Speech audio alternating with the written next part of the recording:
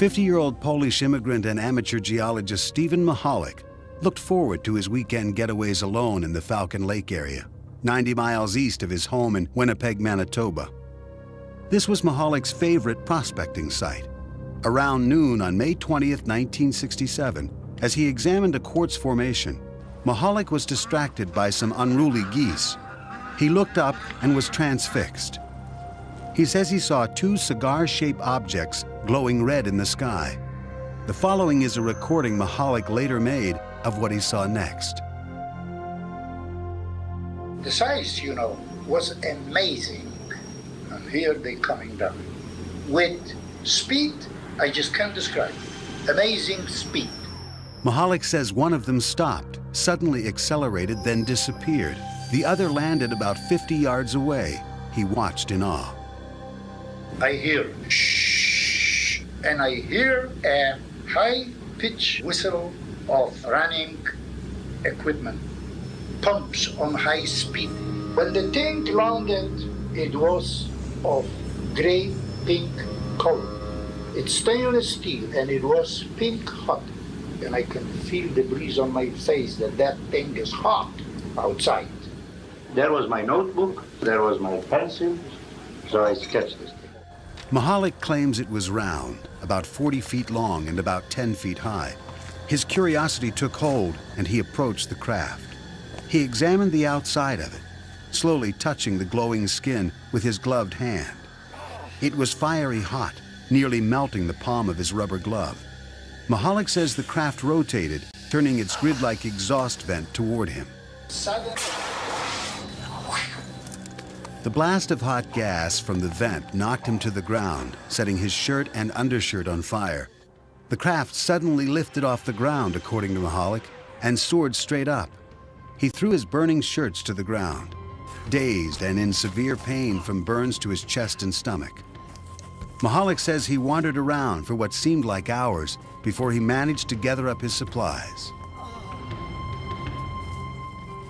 He found his way out of the woods, caught a bus, and later that night arrived back in Winnipeg. Still in pain, he rushed from the bus station to nearby Misericordia Hospital, where he was treated for first-degree burns. Michalak claimed the blast from the craft had etched a grid-like pattern into his abdomen that matched the pattern on the exhaust vent. The next day, Sunday, he was spirited off to the St. Regis Hotel after convincing the managing editor of Winnipeg's highly regarded daily newspaper, the Winnipeg Tribune, that his extraordinary encounter was real. At that time, I said, okay, as any newsman would have done, draw it. I gave him a piece of paper. I think that drawing has become the most famous UFO piece of evidence in the world today. He sat down, he drew it in front of me. I hid it.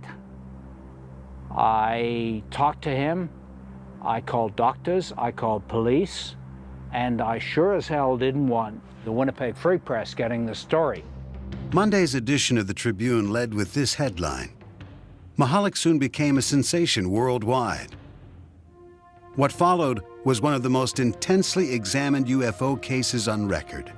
Over the next 2 years, Michalak's burns kept recurring, and no one could explain why. He was examined by more than a dozen physicians in Canada and the United States, including doctors at the Mayo Clinic.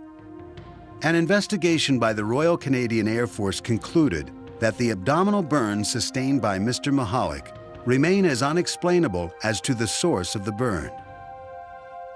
The Mayo Clinic psychological report concluded that Michalak was not prone to delusions, hallucinations, or any type of emotional disorder. University of Manitoba astronomer Chris Rutkowski, believing the government reports left many questions unanswered, launched his own investigation.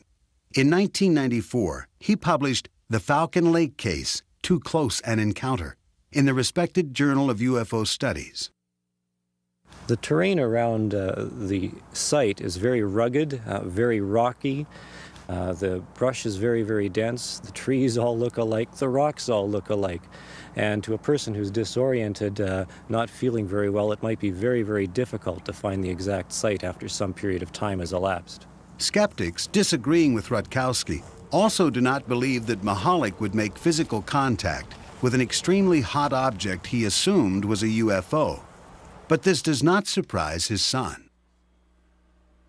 He is the kind of fellow that fear is not in his vocabulary. Not that he's a fearless man, but that when he sees something he doesn't understand, he doesn't fear it. He just chooses to understand it. For my dad to fabricate something as large as this would require more than I think he had, more than he has.